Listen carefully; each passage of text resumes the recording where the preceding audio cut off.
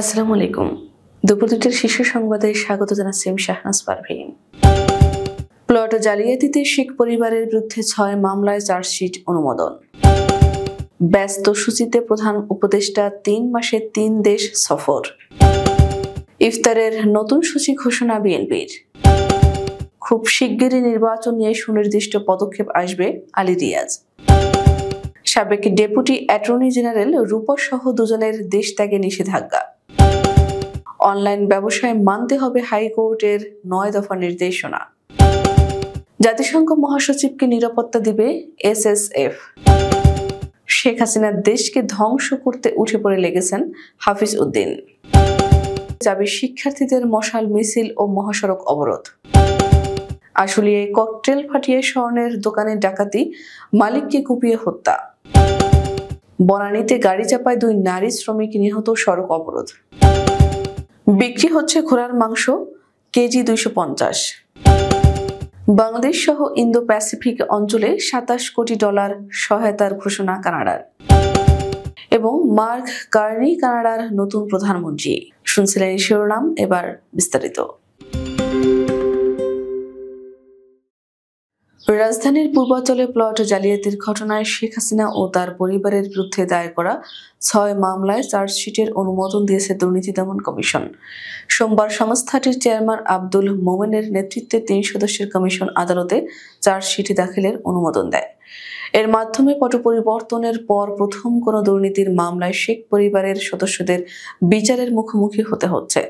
চার্জশিটে আসামির তালিকায় নতুন করে যুক্ত হচ্ছেন সাবেক গৃহায়ন ও গণপূর্ত প্রতিমন্ত্রী শরীফ আহমেদ ও শেখ হাসিনার সাবেক এপিএস মোহাম্মদ সালাউদ্দিন। দুদক জানায়, পূর্বাঞ্চল নতুন শহর প্রকল্পে 2022 সালে ক্ষমতার প্রভাব খাটিয়ে 10 কাঠা করে 6টি প্লট বরাদ্দ নেন সাবেক প্রধানমন্ত্রী শেখ হাসিনা ও তার পরিবারের সদস্যরা। এই ঘটনায় গত জানুয়ারিতে শেখ হাসিনা, শেখ রেহানা ও তাদের সন্তান সহ 14 জনের বিরুদ্ধে 6টি মামলা করে সংস্থাটি। বৈশ্বিক যোগাযোগ, সহযোগিতা ও অংশীদারিত্বের মাধ্যমে দেশগুলোর সঙ্গে বাংলাদেশের শক্তিশালী সম্পর্ক গড়ে তোলার প্রয়াস চালিয়ে যাচ্ছেন অন্তর্বর্তীকালীন সরকারের প্রধান উপদেষ্টা ডক্টর মোহাম্মদ ইউনূস। এ লক্ষ্যে চলতি মার্চ, এপ্রিল ও মে মাসে তিনি চীন, থাইল্যান্ড ও জাপান সফর করতে যাচ্ছেন বলে জানিয়েছেন কর্মকর্তারা। এরই মধ্যে ডক্টর ইউনূসের চীন সফরের প্রস্তুতি নিতে শুরু করেছে পররাষ্ট্র মন্ত্রণালয়। চীনের প্রেসিডেন্ট শি জিনপিং এর সঙ্গে গুরুত্বপূর্ণ বৈঠকে বাংলাদেশ কি বলতে পারে তা নিয়ে রোববার পররাষ্ট্র মন্ত্রণালয় পররাষ্ট্র সচিবের সভাপতিত্বে আন্তঃমন্ত্রণালয় বৈঠক হয়েছে। রাজনৈতিক দলগুলো এবং পেশাজীবীদের সম্মানে ইফতার মাহফিলের নতুন সূচি প্রকাশ করেছে বিএনপি। আগামী 19 মার্চ রাজনৈতিক দলগুলোর সম্মানে এবং 21 মার্চ পেশাজীবীদের সম্মানে ইফতার মাহফিল অনুষ্ঠিত হবে। 2টি ইফতারি হবে ইস্কাটনের লেডিস ক্লাবে। বিএনপি মিডিয়া সেলের সদস্য সাইরুল কবির খান রবিবার এ তথ্য জানিয়েছেন। এবার রমজানে বিএনপির পক্ষ থেকে 4টি ইফতার মাহফিল অনুষ্ঠিত হবে। ইতোমধ্যে প্রথম রোজায় আলেম ওলামা ও এতিম এবং গত 6 মার্চ কূটনীতিকদের সম্মানে দলটির ইফতার মাহফিল হয়েছে। জাতীয় ঐক্যমত্য কমিশনের সহ-সভাপতি ও সংবিধান সংস্কার কমিশনের প্রধান অধ্যাপক আলী রিয়াজ বলেছেন, নির্বাচন ও সংস্কার প্রক্রিয়ার মধ্যে কোনো বিরোধ নেই। নির্বাচনের যে টাইম টেবিল তৈরির চেষ্টা করা হচ্ছে, এখন পর্যন্ত টাইম টেবিল দেখিনি।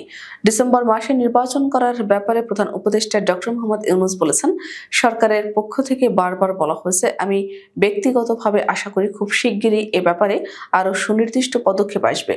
ফলে ঐক্যমত্য কমিশনের কাজের কারণে নির্বাচনী প্রক্রিয়া বিঘ্নিত হওয়ার কারণ আমি দেখি না।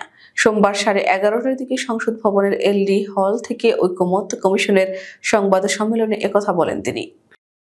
আওয়ামী লীগ সরকারের সময় উচ্চ আদালতের ডেপুটি অ্যাটর্নি জেনারেল হিসেবে দায়িত্ব পালন করা জান্নাতুল ফেরদৌসী, রূপা ও ঢাকা সামাজিক বন বিভাগের ডিএফও সাইদুল ইসলামের দেশ ত্যাগে নিষেধাজ্ঞা দিয়েছেন আদালত। রোববার দুদকের পৃথক 2 আবেদনের পরিপ্রেক্ষিতে ঢাকা মহানগর সিনিয়র স্পেশাল জজ জাকির হোসেন গালিব এই আদেশ দেন। দুদকের জনসংযোগ কর্মকর্তা আক্তারুল ইসলাম বলেন, দুদকের পক্ষ থেকে সাবেক ডেপুটি অ্যাটর্নি জেনারেল জান্নাতুল ফেরদৌসী, রূপা ও ঢাকা সামাজিক বন বিভাগের ডিএফএ সাইদুল ইসলামের দেশ ত্যাগে নিষেধাজ্ঞা চেয়ে আবেদন করা হয়। আদালত আবেদন মঞ্জুর করেছেন। অনলাইন ব্যবসার ক্ষেত্রে সবাইকে বাংলাদেশের প্রচলিত আইন মেনে ব্যবসা করতে হবে বলে জানিয়েছে হাইকোর্ট। এছাড়া ব্যবসার ক্ষেত্রে 9 দফা নির্দেশনা মানতে হবে বলেও জানিয়েছে আদালত। সামাজিক যোগাযোগ মাধ্যমে আলোচিত নারী উদ্যোক্তা রুবাইত ফাতেমা তনির মালিকানাধীন শোরুম সানবিজ বাই তনির খুলে দেওয়ার নির্দেশনা সংক্রান্ত রুল নিষ্পত্তি করে হাইকোর্ট এ রায় দিয়েছেন। সোমবার বিচারপতি মোস্তফা জামান ইসলাম ও বিচারপতি এস.এম. মাসুদ হোসেন দোলনের সমন্বয়ে গঠিত হাইকোর্ট বেঞ্চের প্রকাশিত রায় থেকে এ তথ্য জানা গেছে। প্রধান উপদেষ্টা ডক্টর মোহাম্মদ ইউনূসের আমন্ত্রণে বাংলাদেশে আসছেন জাতিসংঘের মহাসচিব অ্যান্টনিও গুতেরেস। আগামী 13 মার্চ তার আসার কথা রয়েছে। এই সফরে তিনি 4 দিন বাংলাদেশে থাকবেন। তার নিরাপত্তায় নিয়োজিত থাকবে স্পেশাল সিকিউরিটি ফোর্স। এজন্য জাতিসংঘ মহাসচিবকে অতি গুরুত্বপূর্ণ ব্যক্তি হিসেবে ঘোষণা করেছে সরকার। গত 6 মার্চ প্রধান উপদেষ্টার কার্যালয় এই সংক্রান্ত প্রজ্ঞাপন জারি করে। আইন অনুযায়ী অতি গুরুত্বপূর্ণ ব্যক্তিকে বিশেষ নিরাপত্তা বাহিনী দৈহিক নিরাপত্তা দিয়ে থাকে। বিএনপির স্থায়ী কমিটির সদস্য মেজর অবসরপ্রাপ্ত হাফিজ উদ্দিন আহমেদ বীর বিক্রম বলেছেন, ফ্যাসিস্ট শেখ হাসিনা ও তার পরিবার দেশের টাকা বিদেশে পাচার করেছে, দেশের সব প্রতিষ্ঠান ধ্বংস করে দিয়ে গেছে। হাসিনা ছিল আমাদের কষ্টের মূল কারণ। তিনি ভারতে পলায়ন করেছেন। সেখানে বসে বাংলাদেশকে কিভাবে ধ্বংস করা যায় সে পরিকল্পনা চালিয়ে যাচ্ছে। বাংলাদেশকে ধ্বংস করতে উঠে পড়ে লেগেছে। সারা দেশে ধর্ষণ ও নারীর প্রতি সহিংসতার প্রতিবাদে মশাল মিছিল ও ঢাকা আরিচা মহাসড়কে অবরোধ কর্মসূচি পালন করেছে জাহাঙ্গীরনগর বিশ্ববিদ্যালয়ের শিক্ষার্থীরা।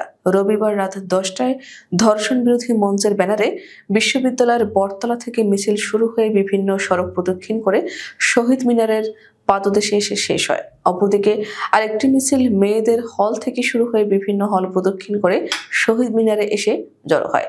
শহীদ মিনারে এ সময় বক্তব্য রাখেন বিভিন্ন বিভাগের শিক্ষক শিক্ষার্থীরা। বাংলা বিভাগের সহকারী অধ্যাপক আহসান ইমাম বলেন, কোনো বয়সী নারী ধর্ষকের হাত থেকে রেহাই পাচ্ছে না। আমরা এই বাংলাদেশ দেখতে চাই না। আমরা নারীদের জন্য নিরাপদ দেশে চাই। ধর্ষকের সর্বোচ্চ শাস্তি মৃত্যুদণ্ড কার্যকর করতে হবে। সাভারের আশুলিয়ার নয়ারহাট বাজারে দোকান বন্ধের সময় এক স্বর্ণের দোকানের মালিককে কুপিয়ে হত্যা করেছে সশস্ত্র ডাকাতরা। এ সময় ডাকাত দলের সদস্যরা ককটেল ফাটিয়ে এলাকায় আতঙ্ক সৃষ্টি করে ওই ব্যবসায়ীর স্বর্ণালংকার লুট করে নিয়ে গেছে। রোববার রাত 8:30টার দিকে এ ঘটনা ঘটে। ডাকাতদের হামলায় আহত ওই মালিককে সাভারের একটি বেসরকারি হাসপাতালে নেওয়ার পর চিকিৎসাধীন অবস্থায় মারা যান তিনি। রাজধানীর বনানীতে সড়ক দুর্ঘটনায় 2 নারী পোশাক শ্রমিক নিহত হয়েছেন। এই ঘটনার প্রতিবাদে সড়ক ও এলিভেটেড এক্সপ্রেস ওয়েতে যান চলাচল বন্ধ করে রেখেছেন নিহতের সহকর্মীরা। সোমবার ভোর 6টার দিকে এই ঘটনা ঘটে। প্রাথমিকভাবে নিহতদের পরিচয় জানাতে পারেনি পুলিশ।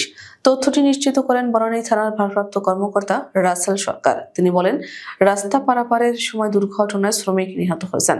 দুর্ঘটনার পর থেকেই শ্রমিকেরা সড়ক অবরোধ করে রেখেছেন। গাজীপুর মহানগরের হায়দরাবাদে বিক্রি হচ্ছে ঘোড়ার মাংস। মাত্র 250 টাকা কেজি দরে বিক্রি করা হয় এই মাংস।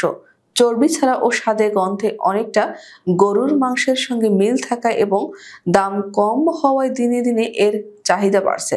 তবে এসব মাংস বিভিন্ন হোটেলে নিয়ে গরুর মাংস বলে বিক্রি করার অভিযোগ রয়েছে। শুরুতে সপ্তাহে 1 থেকে 2টি ঘোড়া জবাই করা হলেও এখন প্রতি শুক্রবারে 10 থেকে 12টি ঘোড়া জবাই করা হচ্ছে। অল্প টাকায় ঘোড়া কিনতে পেরে বিক্রিও করা যাচ্ছে কম দামে। এলাকায় দিনে দিনে এর চাহিদা বাড়ছে বলে জানালেন বিক্রেতা। বাংলাদেশ সহ ইন্দো প্যাসিফিক অঞ্চলে নতুন করে $272.1 মিলিয়ন সহায়তা ঘোষণা করেছে কানাডা। রোববার দেশটির আন্তর্জাতিক উন্নয়ন মন্ত্রী আহমেদ হোসেন এই অর্থায়নের ঘোষণা দেন। কানাডা ভিত্তিক গণমাধ্যম গ্লোবাল নিউজের এক প্রতিবেদনে জানানো হয় এ তথ্য। এক বিবৃতিতে আহমেদ হোসেন বলেন, বাংলাদেশ ও বৃহত্তর ইন্দো প্যাসিফিক অঞ্চলের সঙ্গে আমাদের দীর্ঘদিনের ঘনিষ্ঠ সম্পর্ক আরও দৃঢ়ভাবে শক্তিশালী করছে। ঝুঁকিপূর্ণ জনগোষ্ঠীর স্বাস্থ্যসেবা, নারীর ক্ষমতায়ন এবং জলবায়ু পরিবর্তন মোকাবিলায় সহায়তা প্রদান করে আমরা বৈশ্বিক সম্প্রদায়ের জন্য একটি উজ্জ্বল ভবিষ্যৎ গড়ে তুলছি। কানাডায় জাস্টিন ট্রুডো অধ্যায়ের সমাপ্তি ঘটেছে। দেশটির নতুন প্রধানমন্ত্রী হিসেবে নির্বাচিত হয়েছেন মার্কিন কার্নি। কয়েকদিনের মধ্যে তার কাছে ক্ষমতা হস্তান্তর করবে ট্রুডো। রোববার রাতে কানাডার ক্ষমতাসীন দল লিবারেল পার্টি মার্ক কার্নিকে নতুন দলীয় নেতা হিসেবে নির্বাচিত করে। আর নিয়ম অনুযায়ী এখন তিনি নতুন প্রধানমন্ত্রীও হবেন। দলীয় প্রধান হতে মোট 4 জন প্রার্থী লড়েছিলেন। সেখান থেকে মার্ক কার্নি নির্বাচিত হয়েছেন। আমাদের পরবর্তী রাত 10টার শীর্ষ সংবাদ দেখার আমন্ত্রণ জানিয়ে এখনকার মতো বিদায় নিচ্ছি। দর্শক, ভিডিওটি শেষ পর্যন্ত দেখার জন্য আপনাকে অসংখ্য ধন্যবাদ। নিত্য নতুন সংবাদ পেতে আমাদের ইউটিউব চ্যানেলটি সাবস্ক্রাইব করুন ও নিয়মিত নোটিফিকেশন পেতে বেল বাটনটি ক্লিক করুন এবং আমাদের ফেসবুক পেজটিতে লাইক করুন। এছাড়াও আমাদের ভিডিওতে লাইক দিয়ে শেয়ার করুন। আল্লাহ হাফেজ।